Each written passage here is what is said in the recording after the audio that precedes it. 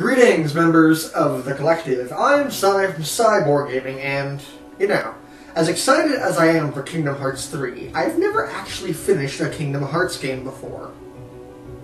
I remember that I bought Kingdom Hearts 1 and 2 back when I was 8 as part of a 2-for-1 sale at GameStop, but I got about 10 hours into both games and then just gave up. I'd love to go back and play them, but these days I can't really justify spending 20 hours playing a game when I have videos I could be making. Unless, that is, I decided to do a bit of a retrospective. So here we are, the best review of Kingdom Hearts.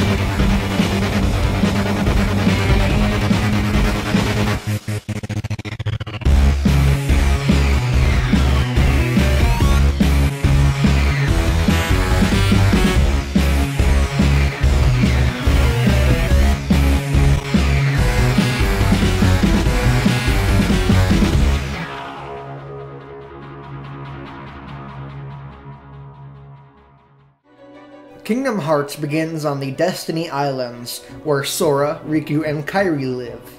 These three friends want to leave the islands to explore new worlds. But one night, the island is attacked by shadow creatures known as the Heartless. But at the same time, Sora obtains a weapon called the Keyblade, something the Heartless have great fear of. A Keyblade? Really? I mean, in what world would something like this make a good weapon? Oh, by the way, I have a Keyblade. But ultimately, the islands are destroyed, and Sora wakes up in a new world entirely.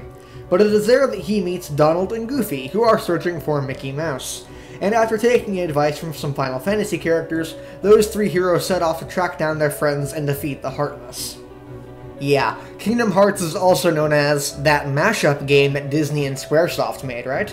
And yeah, that's Kingdom Hearts. It got a whole lot of attention when it first came out because it was set in a universe where Disney characters and Final Fantasy characters collide. And as stupid as it sounds when you first hear about it, it works alarmingly well when put into practice.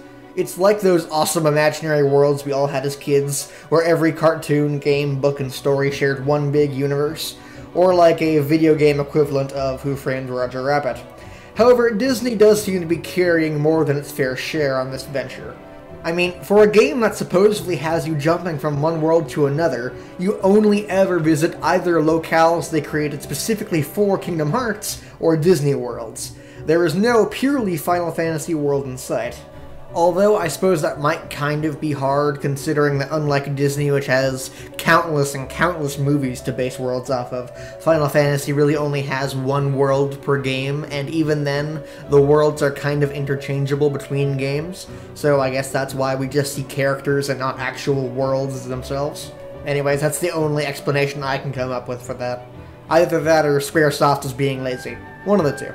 Okay, I'm going to be upfront with you guys about this. This isn't going to be the most positive review of Kingdom Hearts you've ever seen before. And don't get me wrong, I loved the game when I was a kid, what little I played of it. But going back and replaying Kingdom Hearts again, there are a lot of really bad things in this game. A lot. Upon entering the game, the first thing you may notice is that the camera wants to kill you. Horribly. In most PlayStation 2 games, the camera is controlled by the right thumbstick. That's fine, that works, and it works well. No one has a problem with that. So why is it whenever something already works perfectly well, people have an incurable urge to mess it up? It's like saying, everyone crosses the Sahara Desert on a normal camel, but let's try it on a camel made out of chocolate. In Kingdom Hearts, the camera is controlled by the L1 and R1 buttons, which means you can only ever look left or right. So if the camera is angled too low or too high for your tastes, or messes up and leaves you staring at a wall, then to hell with you, go away. Anyways, As you try to adjust to the camera in the same way a vegetarian tries to adjust to the all-you-can-eat meat buffet, you're shepherded through a admittedly interesting and atmospheric tutorial level, topped off by a pretty cool boss fight that in actuality is pretty easy, but still makes you feel awesome when you beat it. And after that, you wake up on the Destiny Islands, and one of the worst parts of the game can officially begin. For the next hour, all you will do is watch cutscenes, go on fetch quests, and play mini-games. So you start off the game by watching a cutscene and see that Sora, Riku, and Kairi all want to leave the island, so they're building a boat to do so. Okay. And it's your job to get everything necessary to make a boat. So then you have to go gather all these materials that are scattered around the island, and in the meantime you can also duel Riku or some Final Fantasy characters if you so choose. Then you get another cutscene, then you get challenged to a race by Riku, then you go search for more materials scattered around the island again, and then you fight the same giant monster you fought at the end of the tutorial again, and it's not nearly as cool this time, by the way. And only after all of that does the game actually begin.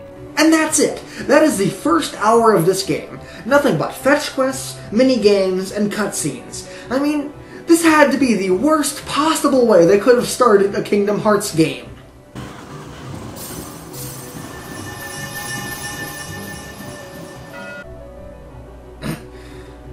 I mean, seriously, this had to be the second worst possible way they could have started a Kingdom Hearts game.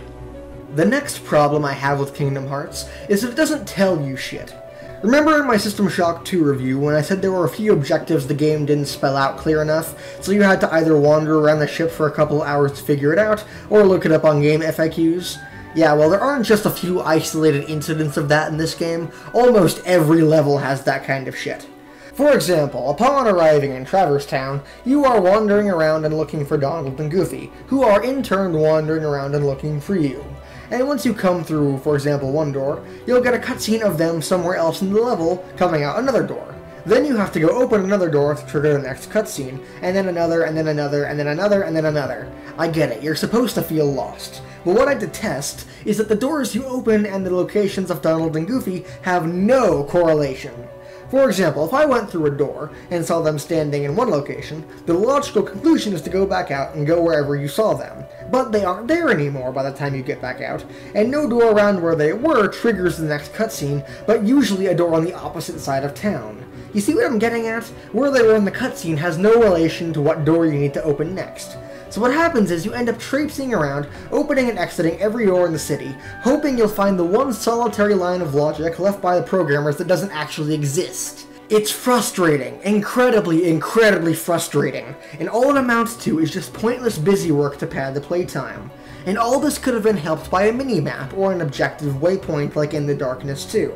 For example, in that game, I press the backspace button, and I get a line on the floor that I can follow to where I need to be for the next part of the story to progress. That would have helped so much here, but because Kingdom Hearts doesn't have it, it means you will need a game FAQ to finish this game if you don't have an inexhaustible amount of free time.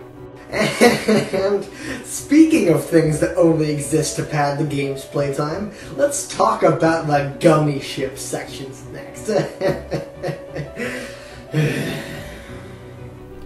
So to travel from world to world, Sora, Donald, and Goofy make use of the Gummi ship, a spaceship that is so stupid and fake-looking that it would have embarrassed the Doom engine. In these sections, you essentially play Star Fox 64 for 2-year-olds. You fly through space, the lanes between, and shoot at enemy spaceships. Your laser will destroy any enemy in one hit, and will also destroy objects in your way, so there is literally no reason to move at all. Just tape down the X button, and go off and get a drink for 5 minutes, and then woo, you win! But what's sad is that Squaresoft put a serious amount of effort into this section, as evidenced by the ability to make your own ship in the in-game editor. But I never once entered the thing, because holding down the X button never loses its effectiveness, and I breezed through the whole game with the starting ship. This entire part of the game is just for wasting time, something you'll find this game is ridiculously good at. And the only reward for killing things in the Gummi ship sections is more parts to build Gummi ships with. But quite frankly, I'm not even sure what the game could have rewarded me with. Certainly not money, because the currency system in this game is broken too. Okay, so Dead Heartless drop little yellow spheres that are used as money. Money is used mainly to buy items like potions and ethers. So far so jolly. That system might have worked, except for one thing. About 4 hours in, you get a spell called Cure, and bravo! The game is officially over bar a few more hours of pressing X. The spell heals you in the same way a potion does, except it uses magic and doesn't run out. Magic can be regained by hitting enemies, so as long as you can get a few good hits in before you get too low on health, you will never die. And after that, you have literally no reason to buy anything ever again. I finished this game with 10,000 money and nothing to spend it on. Well, that's not true, I suppose. I could have bought weapons for Donald and Goofy, and I would have if they weren't absolutely retarded. Here's what happens in every fight. You try to employ some tactic against the enemy, like perhaps circle strafing until they reveal a moment of weakness, and then you strike quickly and decisively. But the AI's plan is to run straight into the giant beast and stand there pathetically while they get swatted down like a fly, leaving you on your own for the better part of the battle.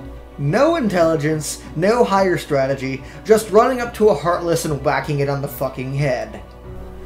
But, after all of that, I don't think the game is terrible. Quite to the contrary, I kinda like it. There are usually a good variety of Heartless to fight. Usually you meet a new one every 20 minutes or so, and just hitting them normally doesn't always work, requiring a constant change of strategy. In fact, the mix of JRPG combat with a more hack-and-slash style approach works better than you might expect, and all the different upgrades help make sure it's always fun. And partly because of the incremental difficulty increase, and partly because my AI partners spend the majority of battle flat on their ass, the combat stays consistently challenging, and you never feel like you're overpowered. And even after 11 years, the game still does look beautiful, even if the in-game animations are a bit choppy. It obviously went for an art style reminiscent of Disney animation, and did a wonderful job of recreating it, and it's aged very well. The orchestral soundtrack is very well made and sounds great when put into practice.